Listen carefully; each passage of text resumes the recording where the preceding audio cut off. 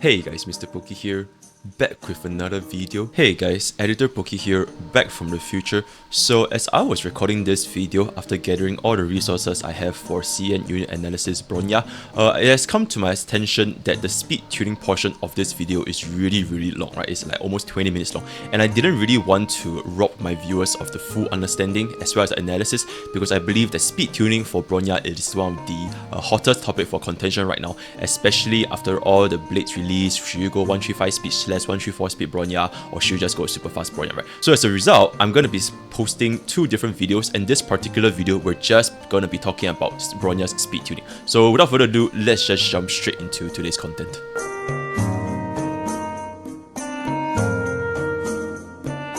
Now, Bronya speed tuning, it is the majority of CN unit analysis for Bronya, because it is the one that players want to know about the most, right? Because this is the one that has a lot of players confused as to whether should we build a faster Bronya or should we build a slower Bronya.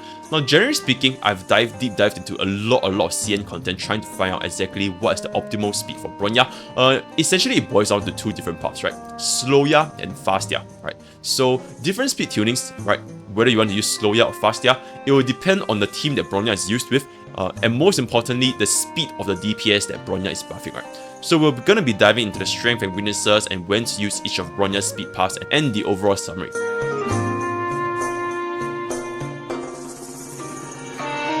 So let's first look into Sloya. It is not literally like Bronya has absolutely zero speed, right? Like super slow, but it is just rather slightly slower than your main DPS, right? So CN refers to this as Peisu or Kasu Bronya, which is essentially translates into a speed that is following your main DPS. It's not exactly zero speed whatsoever. So if you can take a look over here on how it works, essentially your DPS will go first, followed by Bronya's E, and then it goes back to your DPS again. So in this skill rotation, Bronya will be permanently casting her E skill every single time to ensure that your DPS essentially goes twice in a single turn, right? So for beginners, your main DPS's speed should be roughly 120 around there, and your Bronya will always be one speed slower, right? And this is very easily achievable with just one speed boost and a couple of speed subs on your DPS and Bronya. The optimal speed for this, which is essentially what people such as Grimo are advising to run, is running your main DPS as 135 speed and your Bronya 1 speed lower, which is 134, right? So you're gonna need a lot more speed subs. For example, for Bronya, her base speed is 99, so with speed boost, she still need a little bit around 5 speed subs to achieve 134. Right? Now, why is 135 / 134 the optimal speed? This is because if you take a look at your speed sheet over here, 134, it is the exact point which allows the unit to go twice on the very first turn, right? So if your Bronya is 134 and your DPS is 135, both your Bronya and DPS can essentially go twice on the very first turn. So your DPS can pretty much just act 4 times in the very first turn. So this is why 134 is the recommended speed for Bronya. So in terms of strength, it is an incredible damage booster because it essentially have 100% uptime on Bronya's E as compared to AE, and your DPS will pretty much always go twice in one turn minimally, right? Sometimes even 4 times, such as like I mentioned just now, 135 / 134 speed. It is the biggest DPS increase in a short fight, right? So slow Bronya, right, Sloya, is essentially going to give you a higher DPS output than Fastia, right? This is pretty much the biggest benefit this build has. Secondly, it is also very good against your DPS that gets crowd control, right? Because Bronya casting E every single turn means that despite our DPS getting crowd control, Bronya can instantly cleanse our DPS and our DPS will go again, right? Immediately, right? Then it results in our DPS being faster than Bronya next turn, and essentially keeps this clockwork going every single turn, right? You pretty much don't have to worry about your DPS getting crowd control, right? Even if your DPS gets slowed or your DPS gets frozen, your Bronya can just cleanse your DPS and it will go back to the original speed cycle, right? So these are the two biggest strengths when it comes to Sloya, right? Now, what are the weaknesses? You guys can take a look over here. The biggest weakness, of course, is going to be extremely skill point heavy, and this is not going to be viable for most DPSs except for Blade and Arlott, right? Because Blade and Arlott essentially just doesn't use any skill points at all, so Bronya can pretty much always cast her skills. But if it's not Blade and Arlott, and if your main DPS is also somebody that's using skill points every single turn, then this build is not going to be very sustainable in the long run, especially if you cannot clear a stage fast enough. And second weakness, which is pretty much also tied to the first weakness, is that our slow Bronya will be forced to never ever auto attack, right? Because the talent is an action value advance, right? So the moment our Bronya uses an auto attack once, it will ruin the speed tuning and it will push our Bronya to be faster than our main DPS. So this will completely ruin the entire concept of slow Bronya, because now your Bronya is always going to be faster than your main DPS, and the action value you gain from the extra turn is very, very marginal, right? So she pretty much is forced to never basic attack. Number 4, it doesn't generate ultimate any faster or slower from EEE compared to EAE, right? Because unless you have a E4 of 41.14% energy generation, you're always gonna out every 3 turns, right? You're never gonna be able to out in every 2 turns, even if you have to keep spamming Bronya skill, right? So 3 turns ultimate is essentially the baseline for most Bronya builds, unless you're using the fast Bronya build AE and you don't have a signature icon, so that's gonna be a little bit of a problem, right? But generally speaking, you can never really ultimate in every 2 turns, even if you're casting Bronya's ultimate every single turn, right? Number 4, it is restrictive gameplay, which is kind of tied to the very first point, right? Because any action value advance or decrease on your DPS of Bronya, or any speed buffs or debuffs on your Bronya, it will ruin the speed tuning. Not so much on your DPS, because like I said, any crowd control on DPS, Bronya can just cleanse him and your DPS can just go back to normal. So the moment Bronya's speed tuning is ruined, then it's gonna impact the entire build of slow speed Bronya. So it's very, very restrictive. And for our very last weakness is that this entire build will have to redo the speed tuning if our DPS's relic change, right, to become slower than Bronya. So it can be quite annoying to keep changing our Bronya speed just to attune for every single different DPS that our Bronya is pairing up with. So for example, DPS A could have been like 135, while your DPS B could have been like 125, and your Bronya can't be faster than your DPS, right, because you're running slow Bronya. So your Bronya has to go back down to 1 speed lower than 125. And if you guys have tried to speed tune in this game, you'll realize that speed tuning for that 1 or 2 speed, it is really, really annoying because there's decimal points in this game, right? So you could try to,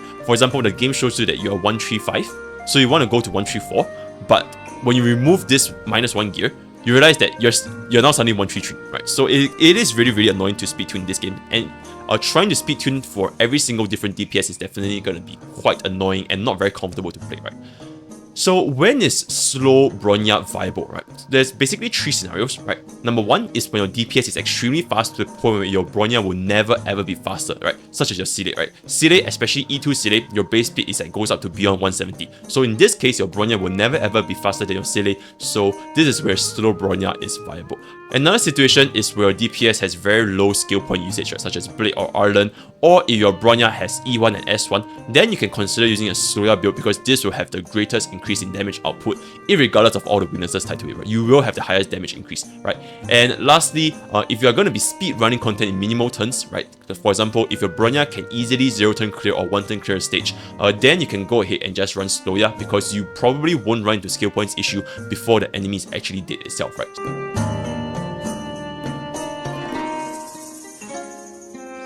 Now let's move on to our fast Bronya, right? So this is the standard support build, right? You just stack on as much speed as humanly possible with Bronya, right? So CN just refers to this as Kwaisu Bronya, right? Literally translates into fast Bronya. So a good rule of thumb for achieving the optimal speed, and this optimal speed essentially translates into hyper speed Bronya, right? It is achieving 150% speed of the DPS. So for example, if your DPS speed is 100, then Bronya should be 150, right? So this will provide the best action value increase whenever Bronya casts her E, right? So there's 2 different paths, right? Hyperspeed and normal Fastia, right? So for Fastia, how it works is Bronya doesn't have to be super fast, right? She doesn't have to be at 150%. She just needs to be faster than your DPS to the point where she can auto attack for the first turn, going into your DPS, and then Bronya can cast her E again, right? So the DPS can go twice. So this skill cycle is going to translate into AE Bronya, right? And her skill point is basically self-sustaining.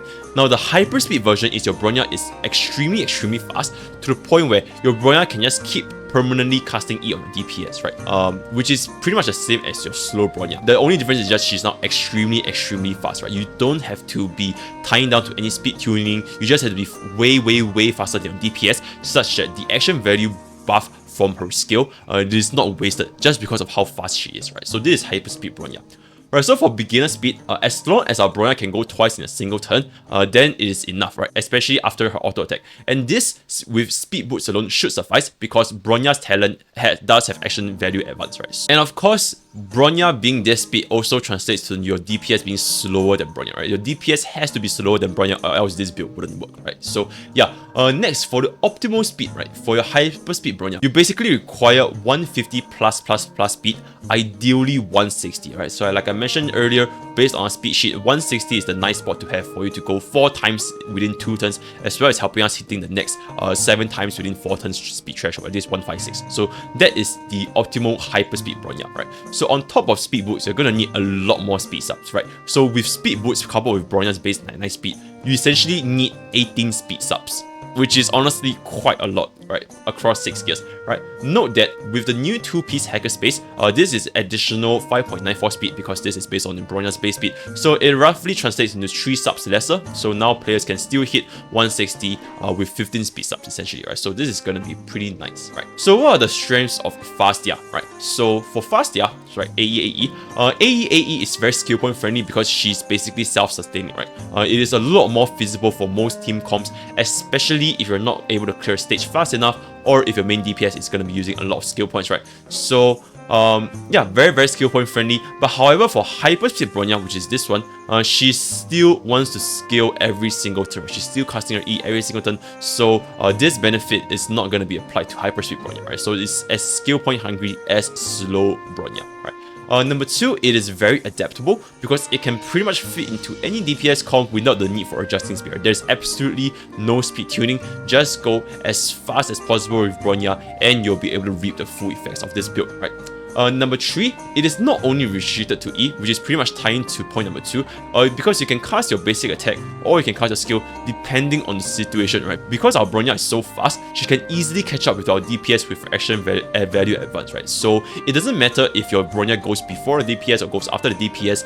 Unlike slow Bronya, you can freely cast her auto attack or her skill depending on the situation, right? And lastly, it is very AI friendly, which is also linked to the previous point because there are no back rotation. So for example, if you're playing Bronya on AI, right, the moment your slow Bronya runs out of skill points and she were to cast her auto attack, then the entire rotation for AI is gonna be completely ruined because now your Bronya is slightly above your DPS. So whenever Bronya casts her skill on the DPS, then on DPS's action value increases is gonna be very little, right? But for this build, it doesn't really matter if our AI is gonna be casting her auto attack or casting her skills because there are pretty much no back rotations since our Bronya is super fast, faster than our main DPS anyways, right? Yeah, so this is essentially the strengths for Fastia or Hyperspeed Bronya. So what are the weaknesses to this build? The weakness is, of course, there is ultimately going to be a lower damage increase even for Hyperspeed Bronya because this slightly loses out to Sloya, right? So yeah, for AE, our Fastia is definitely going to lose to Sloya because she's only casting a skill with 50% uptime as compared to a permanent uptime to Sloya, right? So lower damage increase for sure. Number 2, there's going to be a less ultimate uptime, right? So for AE, you're pretty much forced to ultimate every 4 turns, even with Signature Lightning, right? So you have to ultimate every 4 turns if you're doing AE. However, that being said, the turns needed to get the ultimate with a faster Bronya can be faster, right? Compared to a slow Bronya like 134, 135, or a Bronya that's slower than main DPS, right? Because if you're going to be going for Fastia, especially 150 Hyperspeed Bronya, then your turns will come a lot faster, so technically Bronya's ult will be casted a lot sooner as well, right? Lastly, another weakness is it does have reduced usefulness with fast DPS because the faster DPS gets, then the less value we get from Bronya's E, right? So buffing a 100 speed versus a 130 speed, the latter has a much lower action value increase. So if you can take a look at the example over here, and I'm also going to be showing the video in the back rows, Bronya buffing Clara when she's 96 action value away basically means that Bronya's E has a plus 96 action value.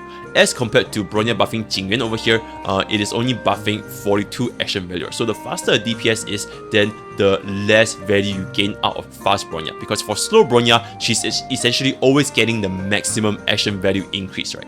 So that is also why a slow Bronya does generally provide a higher DPS output, right? Because there are gonna be action value wastage when it comes to fast Bronya. So when is fast Bronya viable?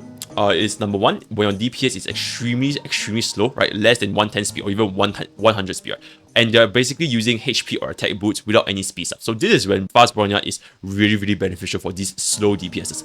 Number 2, it is when your DPS has very high skill point usage, right? Jingyuan, Welt, Yanqing, all these units to spend their skill as frequently as possible. And if you were to use slow Bronya with them, then they're not gonna be able to sustain themselves in the long run, right? So that's number 2. And number 3, if you don't have enough damage to end a content in minimal turns, right? Like if you can't 0 turn clear, 1 turn clear a particular stage, then you would need to use fast Bronya. If not, if you use slow Bronya, you're gonna run into skill point issues extremely quickly.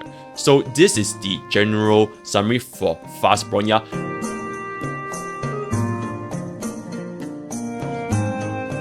So as you can see over here, the CN Bros has essentially drafted a graph. Please take a look at a more detailed analysis in the link over here provided. So this is Blade's solo DPS, 55,000. Now this is Hyperspeed Bronya, which is essentially our fast Bronya that's extremely fast, 160 speed, casting her E permanently, right? And this is our slow Bronya, and this is our standard fast Bronya, then this is slow Bronya with S5 planetary, and fast Bronya with S5 planetary. The last two columns don't really need to care. You just need to care about these 3 different variations, right? So for Hyperspeed Bronya, you can see that even for Hyperspeed, she does loses out to slow Bronya by around 1,500.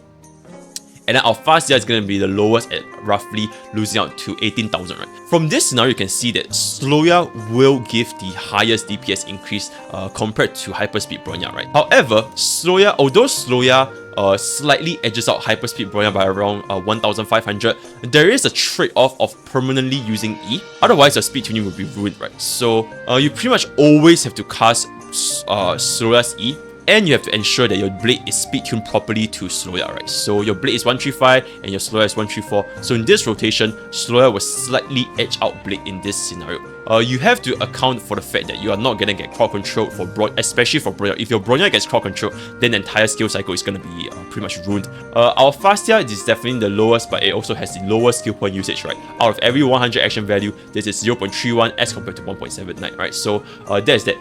In general, right, in the final summary, if you want as much damage as possible, the highest possible damage, then you should run Sloya. But if you want more of everything else, right, more flexibility, more ease of comfort, more adaptability, all this kind of stuff, then I would recommend players to run Hyperspeed Bronya, right? Because she's just a lot easier and can fit into a lot more team comps, and you don't really have to stress about the extra speed tuning just for a trade-off of like less than 1,500, which is really negligible anyways. Hey guys, Editor Poke here, back from the future again. So this is all there is to Bronya's Fastia versus Sloya comparison. Stay tuned to the next content where we'll be discussing about the remaining CN unit analysis for Bronya, going through her energy thresholds, relic recommendations, light cone recommendations, as well as team composition. So yeah, that's all I have for today, and I'll see you guys next time. Take care.